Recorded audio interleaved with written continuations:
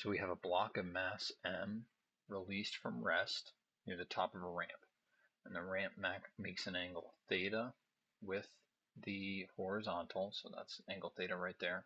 The block slides down the ramp with negligible friction, meaning no friction.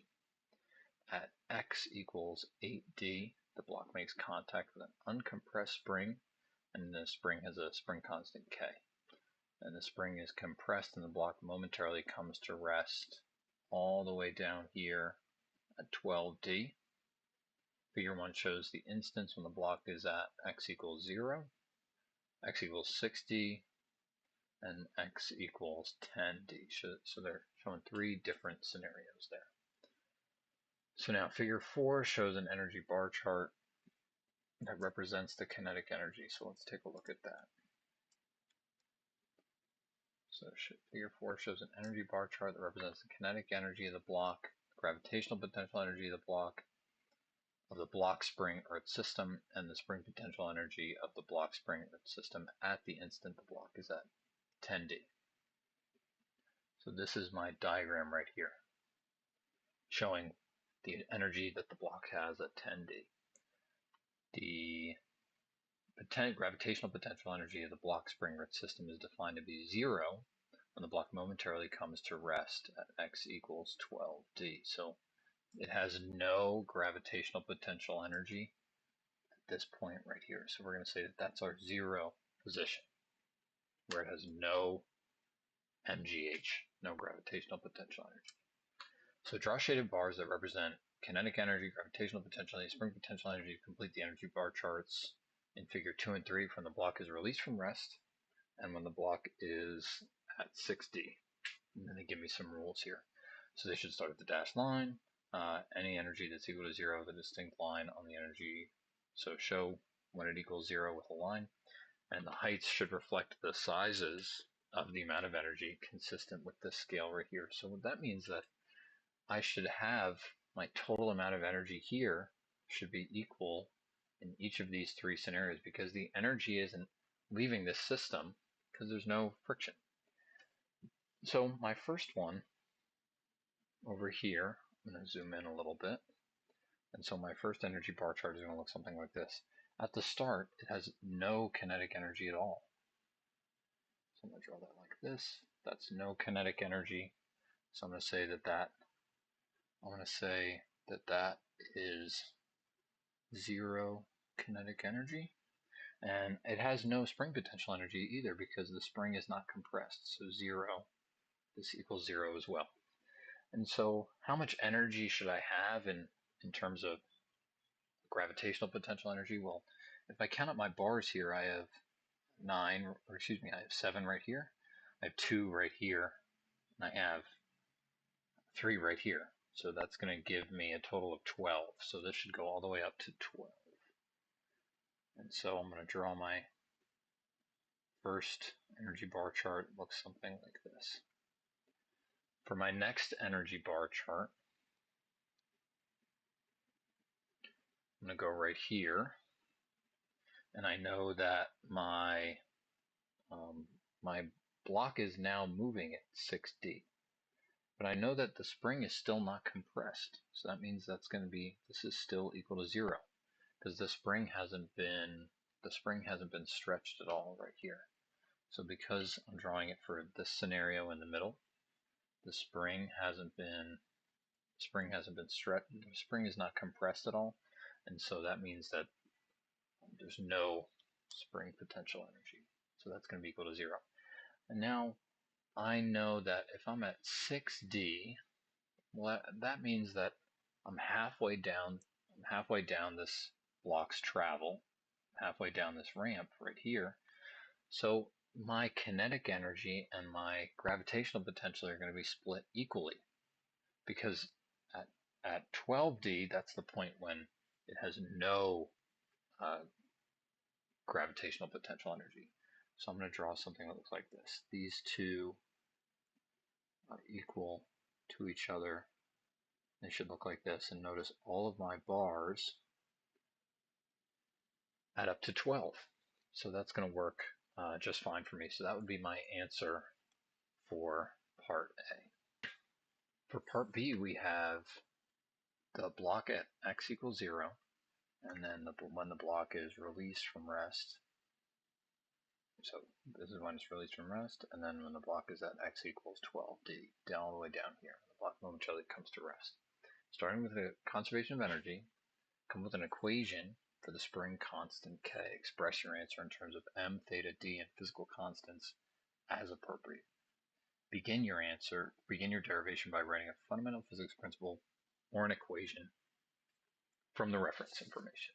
So I'm going to start by figuring out, okay, I'm going to make this my start point. This is going to be my start, and this is going to be my end position. And I will, if I think about the types of energy that are present at the start, I know that it's going to be, if it's at rest, there's no kinetic energy, there's only gravitational potential energy, and there's no spring potential energy. So it's only mgh to start. At the end, there's no gravitational potential energy because my block is at its lowest point. And so I know that there's no gravitational potential energy. There is only spring potential energy because they say at 12d the block comes to rest. So that means I have 1/2 kx squared. Now the question says I need in these terms and physical constants. So how would I figure out what h is? If I think about these two diagrams that I have here, h is going to be this distance from its lowest point. It's going to be the distance from its lowest point all the way out. It's this distance right that's shown right here. So this is going to be my h. And if you look at this, you can see that this is a triangle. And so if I want to know what this side is, this side h, and I know this distance right here, they tell me that this distance is 12d. I want to think about the trig function that I can use to plug in for h here. Well, I know that if I do sine theta, it's going to be equal to h over 12d, opposite over hypotenuse. And so if I want to get h, I'll multiply both sides by 12d. And these two are going to cancel out, and so I get h equals 12d sine theta. And so I'm going to plug that in for h. So I'm going to erase this and plug that in for h. So I have mg 12d sine theta is going to be equal to 1/2 k, and then I have x squared. So x squared is the distance that this spring is compressed. If I look at these two diagrams from where the spring starts to where it's fully compressed, I can see that there's there's 4 lines there. And so this is going to be, my x squared is going to be 4d squared, of course. And so now I just have to simplify and solve for k.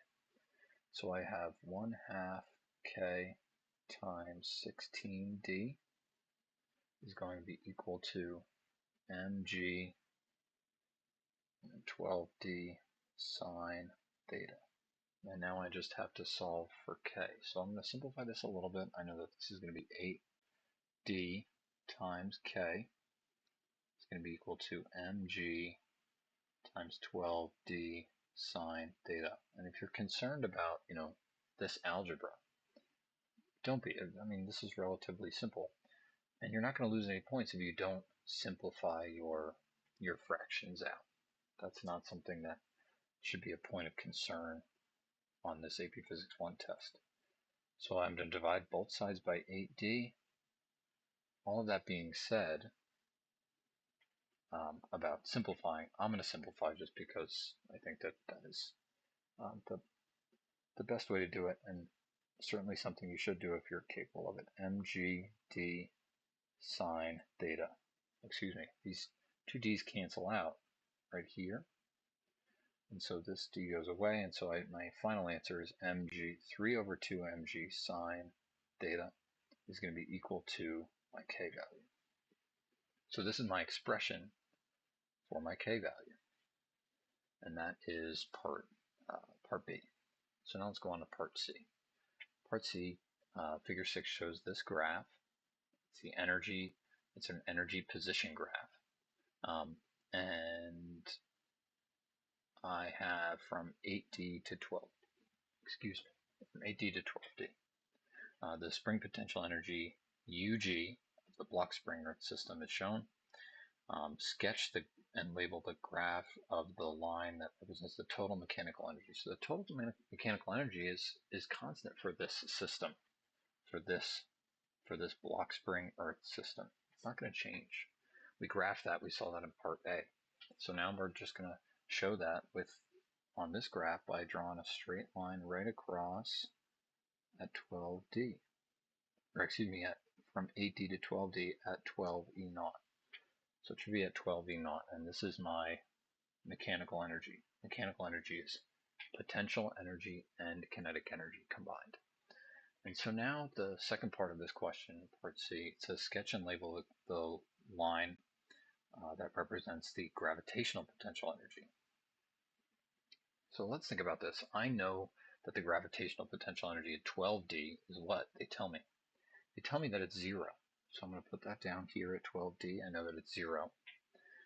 And if I look at the equation for gravitational potential energy, I know that this is, as that distance goes up by 1, let's say it goes from 12D to 11D, how is this going to change? Well, how is this equation right here going to change? Well, it's going to change linearly. It has a constant slope on this energy. The energy changes at a constant rate, and so I'm going to put my points here just like this. It goes up by 1 at each point. So I start off at 4, 3, 2, 1, and then it finally ends up at 0. And so I'm going to connect these lines like this, or connect those dots like this, and this is my gravitational potential energy. This is showing a linear relationship. It's decreasing as that height decreases. So finally, let's go to part D. So part D says indicate whether the speed of the block at 9D is going to be greater than, less than, or equal to the speed of the block at 8D. So I'm comparing the speed at this point and this point. So I want to justify how your response is consistent with the energy lines or curves you drew in figure 6. So let's do that right now. So at 8D, the way that I want to think about this is at 8D, I have 12 units of energy total, and of those 12 units, 4 units are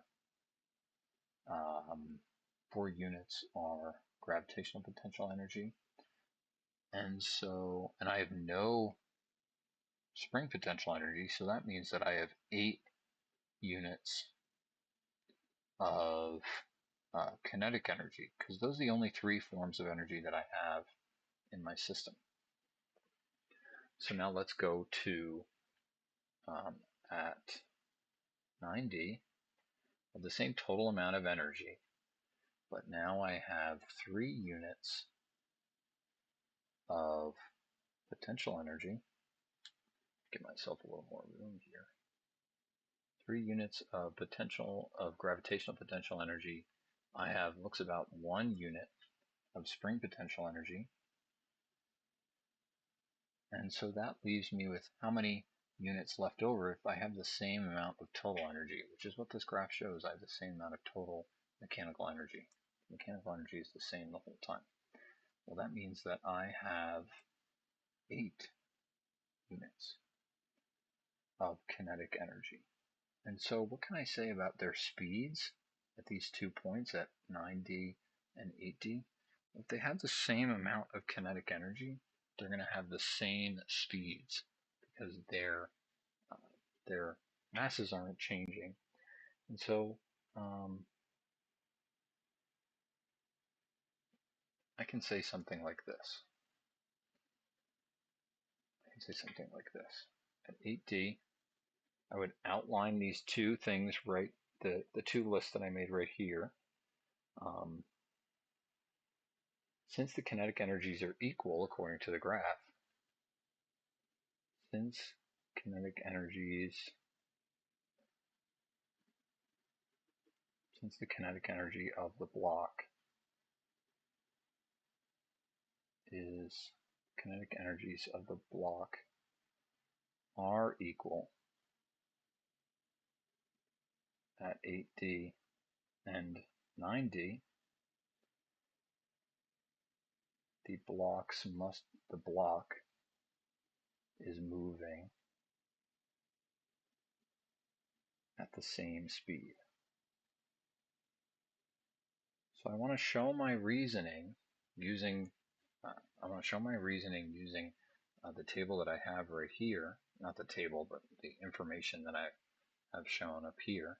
And then I'm going to go and this would be the conclusion that I'm able to reach.